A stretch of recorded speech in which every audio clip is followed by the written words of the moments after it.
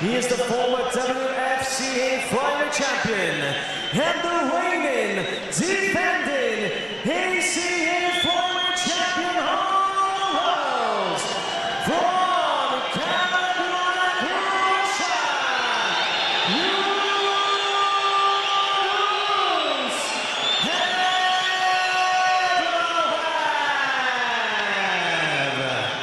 Your referee in charge of action from Poland, Łukasz Posadzki.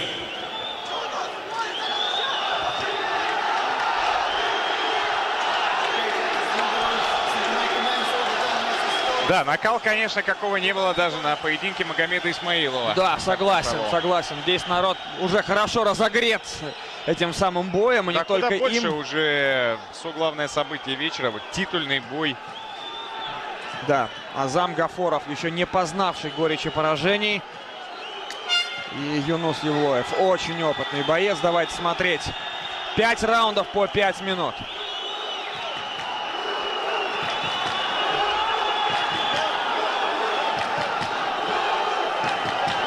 Юнус проверяет дистанцию джебом. То же самое пытается сделать и Азам.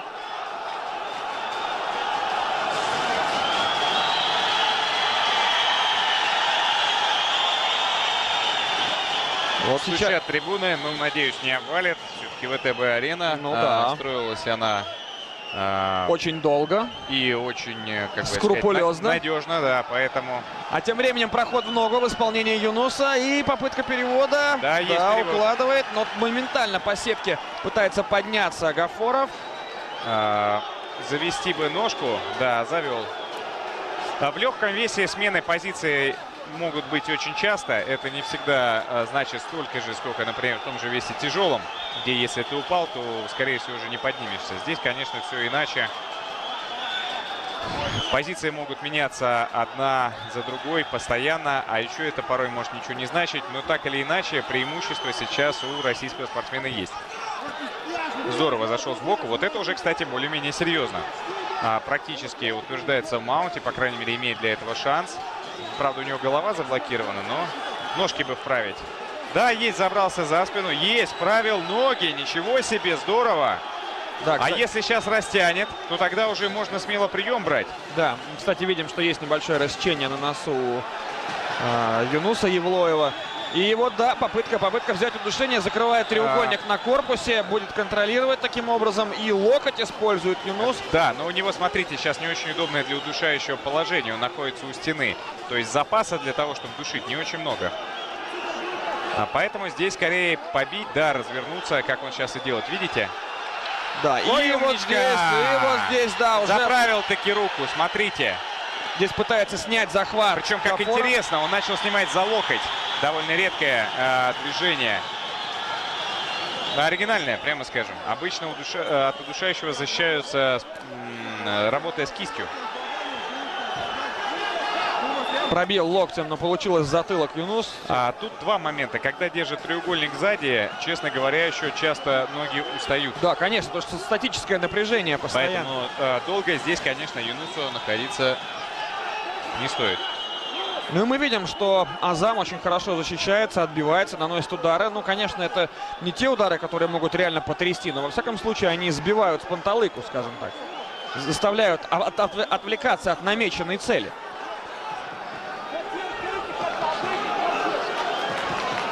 Да, и мы видим, что, в общем-то, не реализуется по сценарию досрочно эта позиция, но так или иначе баллы в первом раунде из этих 5 пока однозначно идут в копилку Юнуса Евлоева.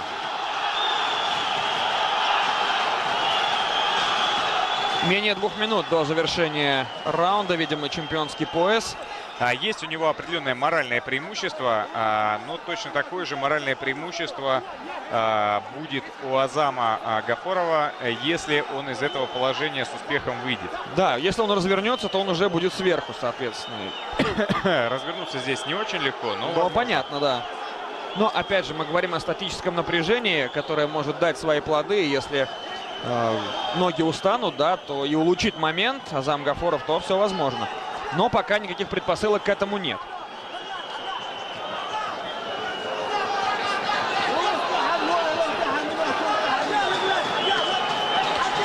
Да, в общем-то, вернул уверенность и контроль ситуации таджикский спортсмен. Пока не получается с захватом шеи никак у Юнуса Евлоева.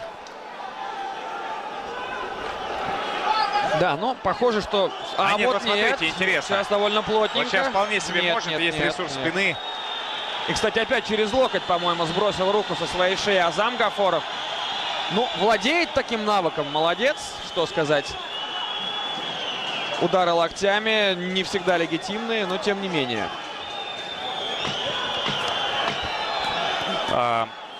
Может быть, стоило бы Юнусу попробовать сделать удушение не классическое с полным заведением руки за голову, а более короткий вариант. Такой тоже есть.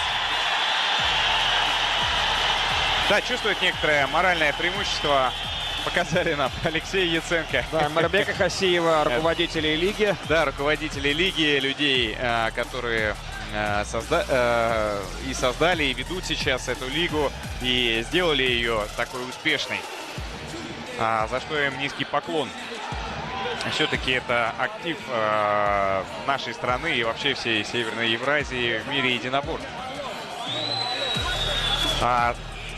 Соответственно, некоторое моральное преимущество сейчас есть у Юнуса Евлоева, но Азам Гафоров, мы видим, совершенно спокойно это воспринимает. Он понимает, что он защищался. Да. И в принципе сейчас, я уверен, будет идти только вперед. 5 раундов, дорогие друзья. Да, это бой за титул. Это титульный бой, в отличие от многих других. Здесь именно 5 раундов. И то, сколько сил потратили в начальных раундах спортсмены, будет очень серьезно складываться уже скоро. Удар со разворота, но в блок. Такая вот Ширамаваши.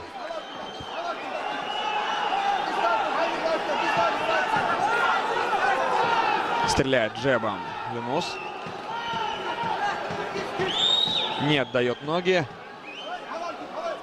Попытка пробить хай-кик мимо. Да, в очень хорошей форме спортсмены. Очень легко передвигаются, очень высокие скорости. Хорошо видеть ситуацию. Такая перестрелка на джебах. Но я думаю, это будет недолго. Да, тут же попытался взорваться своим проходом ноги Юнус Евлоев. И хорошо защищался Азам. Потяжелее он дышит, обратите внимание. Все-таки позиция за спиной именно с таким треугольником на теле очень энергозатратна для ног. И это бывает сказывается.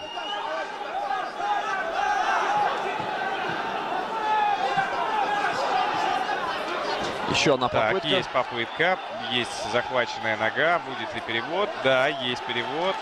Заход за спину. Здорово. И опять, да, вот все то же самое. Слушайте, ну молодец. И будет сейчас пытаться растягивать. Нет, все-таки закрывает треугольник на корпусе. Ну и продолжение первого раунда мы с вами наблюдаем. Где-то я это уже видел, да? Да, безусловно. Ну вот и опять же, да, есть, наверное, вариант у Юнуса Евлоева постараться выполнить удушение, вот то, как вы и сказали, чуть более короткое. Эта наработка, она должна была быть в тренировочном лагере. Если нет, то спортсмен все-таки не всегда думает в поединке, он просто делает. Что наработано за это время, то, соответственно, и выстреливает. Ну, за некоторыми исключениями.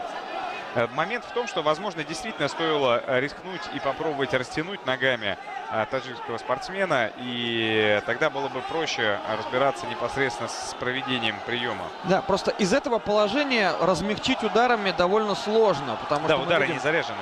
Да, Азат хорошо защищается, там что-то ему приходит, но вскользь, поэтому ничего такого прям критичного не происходит для него.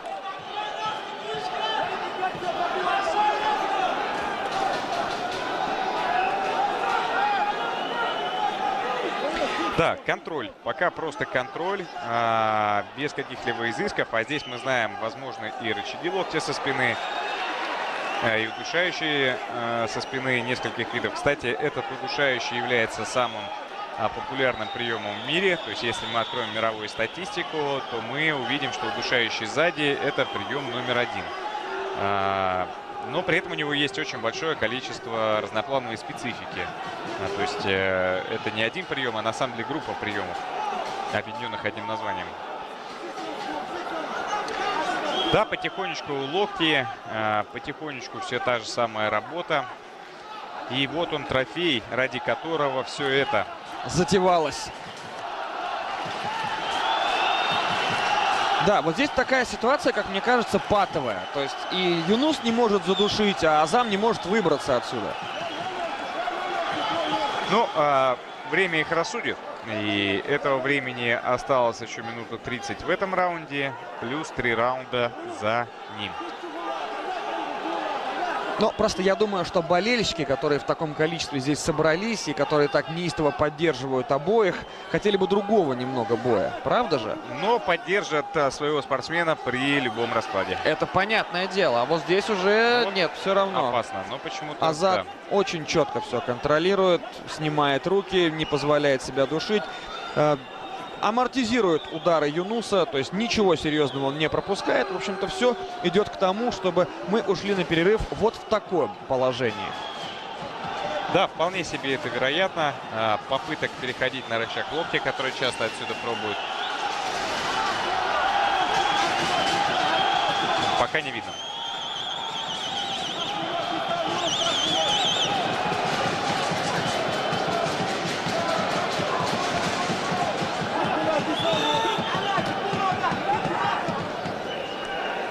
Сразу несколько барабанов я углядел на трибунах. И справа от меня, и слева. Да, да, это становится новой традицией на турнирах по смешанным единоборствам. Действительно, появляются барабаны, появляются кричалки. И вот, смотрите, все-таки расцепил этот треугольник Азам. Ну, правда, все равно остался в положении снизу. А нет, встал. Ну, как раз под конец раунда. Что, наверное, едва ли ему как-то помогло. Александр Емельяненко, пожалуйста. Свистят, конечно, не ему, а свистят, конечно же, наверное, ходу поединка, который пока получается не слишком ярким и зрелищным. Но, опять же, лиха беда начала. Сейчас будут внесены определенные коррективы, я так думаю.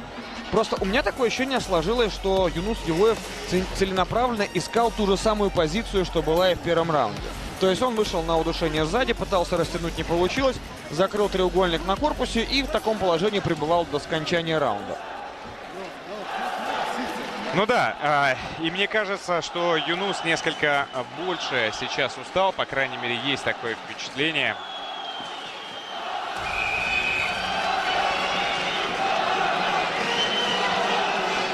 Посмотрим. Часто эта усталость бывает, как бы это сказать, этапом перед открытием второго дыхания. Так или иначе, несмотря на то, что и после первого раунда более уставшим казался именно Юнус Евлоев, он точно так же замечательно взял спину и реализовал это преимущество на полную катушку. Давайте посмотрим дальше.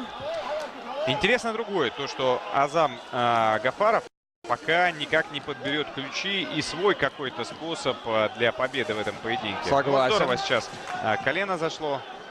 Пытается наносить высокие удары ногами. Еще одна попытка пройти. Да, и реализуется ли она? Кувырком пытался уйти Азам. И дайте-ка угадаю, опять за спину. Да, опять за спину. Ну, отлично. Ну слушайте, это, кстати, очень хорошая и интересная техника и довольно понятный способ для победы. Вспомним одно из первых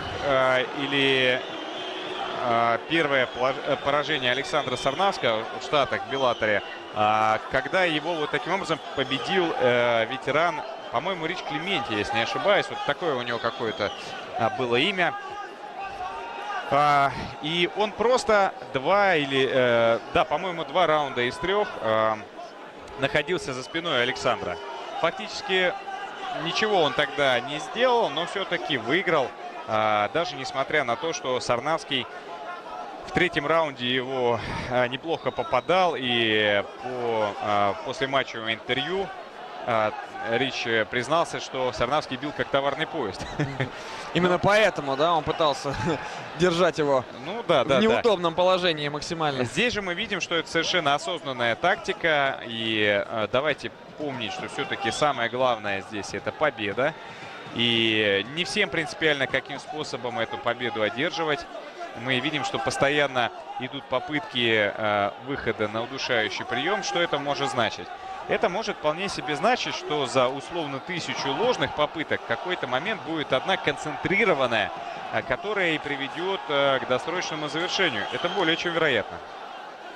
Ну, даже если нет, то... логика прослеживается, да, логика прослеживается. Даже если нет, то все равно все-таки позиция взята уже который раз, и Азам Гафаров пока что ничего в этой позиции сделать не может. И это уже 3-й раунд, дорогие друзья. Уже экватор-то, в общем-то, пройден. И локти постоянно такие беспокоящие. Но они беспокоящие, Маршал, они беспокоящие, они не знаю, в состоянии ли они рассечь. Вы знаете, ну, неуместное сравнение, потому что, конечно, эффект совершенно разный, но все-таки представьте себе одного комарика и тучу комаров. Вот это две разные вещи. В китайской теории пыток была такая методика, что человеку делали 1000 маленьких надрезов. И он чувствовал себя плохо. Чувствовал себя не очень хорошо, мягко говоря. И здесь все равно это количество переходит к качеству. Так или иначе, такие микросотрясения тоже сказываются на ходе поединка. Да, но мы видим, что Азам также отстреливается, но опять же ударить сильно со спины нельзя. Ну и еще и попасть надо умудриться, понимаете. Здесь-то бьет вслепую. Юнус это все как открытая книга, он все видит. А у Азама Гафарова пока такой возможности даже близко нет. Контроль. Контроль действительно сейчас пока решающий, доминирующий фактор. Еще вопрос, как сейчас дышат оба спортсмена, как они, вы знаете, можно условно ударить и устать, да? А можно бить целый час или бороться целый час и быть совершенно не уставшим. Зависит это от того, насколько расслаблены в этот момент мышцы, насколько получается их в таком расслабленном состоянии держать и собирать только на непосредственно какие-то ударные или борцовские действия.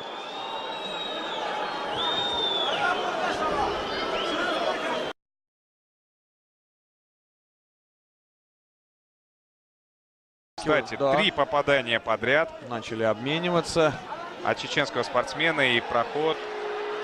Да, вот здесь пытается бить. Прям... Есть перевод, есть доминирующее положение. Дайте-ка угадаю, снова спина. Да. Отлично.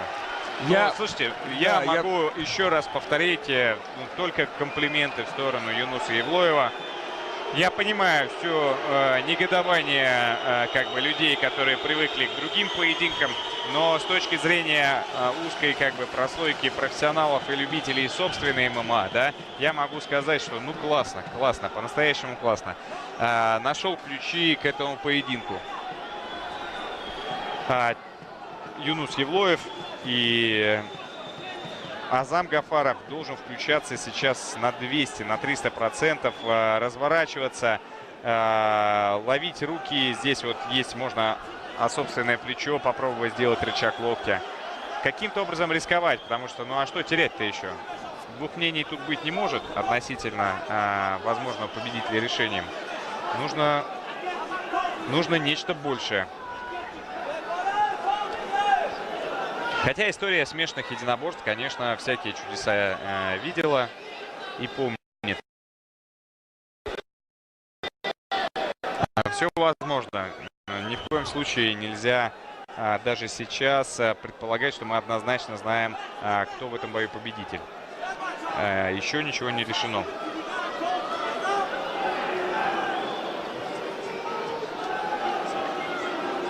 Очень интересно также понять, у Юнуса Евлоева это именно была заготовка, то есть они работали именно на это, именно на такое развитие, как, например, в свое время работал Роман Зинцов в поединке в прайде с Педро Хизо, который, ну, все знали, что Педро Хизо начинает всегда бой с лоу-кика. И все, что они нарабатывали, это атаку контратаку на этот самый лоу-кик. И одним ударом, левым боковым, навстречу Роман Зинцов, собственно, отправил именитейшего своего соперника в нокаут. И тем вписал себя навсегда в мировую историю ММА. Здесь же тоже интересно, насколько это, собственно, находка Юнуса Евлоева по ходу поединка. Ну, знаете, как вот если воду пролить на камни, она идет именно теми путями, которые оказываются наиболее естественными. Или же это заготовка тренерского штаба, и, к примеру, весь последний там месяц или там время еще до этого они работали именно вот на такие действия. Да, и вот опять же, я подозреваю, что когда Юнусу Евлоеву будут вручать пояс, его будут объявлять победителем, но пока просто все к этому идет, здесь будет стоять невообразимый гул. Все будут скандировать, кричать, выказывать свое недовольство, но он-то будет с поясом. Какая разница? Это будет факт, с этим ничего нельзя будет сделать. Пока у таджикской публики есть один повод радоваться, один расстраиваться. Именно так таджикские спортсмены сегодня выступили с одной победой и с одним поражением. Вот, собственно, в этой трилогии завершающий главный бой пока складывается не в их пользу.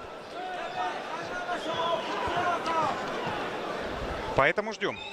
Да, мы ждем еще минуту 20. До вероятного объявления чемпиона решением судей. Да. Собственно, вряд ли сюрприз единогласным. Напомним, что действующим держателем пояса является Юнус. Ну и, в общем-то, полностью доказывающий, что не просто так. Бойцовский интеллект у него превосходный. 5 раз найти способ зайти за спину и 5 раз реализовать его на протяжении всего поединка, это круто. Да, но вот опять же, да, мы можем тут проводить некоторые параллели с другими видами спорта, да. Помните, как все ругали, например, братьев Кличко, боксеров, за то, что те показывают незрелищный бой. Да, просто работают на джебе, но да, они побеждали, и никто не мог с этим ничего сделать. 12 лет человек не проигрывал никому. Ну, пожалуйста, известно, что он будет делать. Выйди и покажи что-то против этого. Не могли же? Не могли. Ну, понятно, что оппозиция, может быть, была не столь сурова, как сейчас. Оппозиция была очень сильная, просто для того времени. Да. Она была максимально возможной. Да, согласен. Собственно, некоторые боксеры, которые были в топе тогда, они в топе и сейчас. И Поветкин сейчас снова является чемпионом мира. Это тоже нельзя забывать. Ну и, собственно, до конца прошел этот поединок. Очевиден совершенно победитель.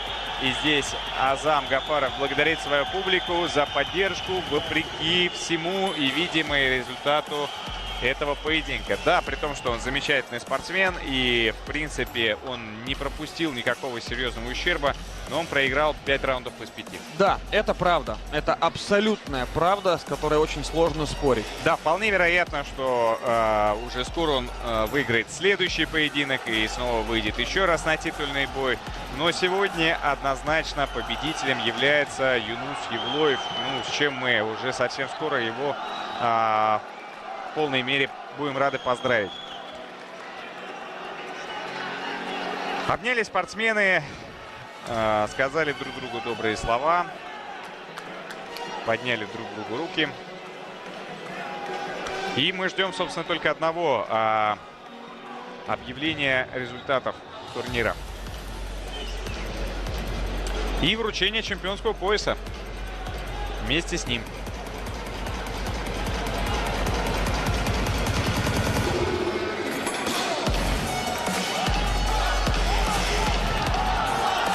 Сейчас, конечно, очень расстроен Азам. Можно его понять. Он расстроен тем, что он не смог показать свой максимум, что соперник ему не дал этого сделать. Ведь у него огромный потенциал, действительно. Но так получается, что вот... Возможно, это и есть старт для его будущих побед. Да. То есть иногда это просто нужно. Ну, Маршал, вы же сами знаете, что поражение учат гораздо лучше. Это будет его первый проигрыш. Ну и, в общем-то, да, прям так, чтобы стыдиться-то ему нечему. Действительно, этот бой проигран. Тактически, технически, да. Но большого ущерба, еще раз повторюсь, он не пропустил. И если это для него будет ну как бы это сказать, падением перед новым высоким стартом. Да, Я совершенно не знаете, как удивлюсь. говорят, для того, чтобы сделать 2 шага вперед, нужно разогнаться. То есть сделать несколько шагов назад и потом уже резко вперед. Вполне возможно, это именно тот самый случай. Ramzan Kadyrov and President of the ACA League, Alexei Yatsenko. And at the 5 rounds of action, we go to the judges' scorecards. The judges scored about 50-41, 50-41, 50-44, 50-43, and 50-45. All in favor of your winner by unanimous decision, and still the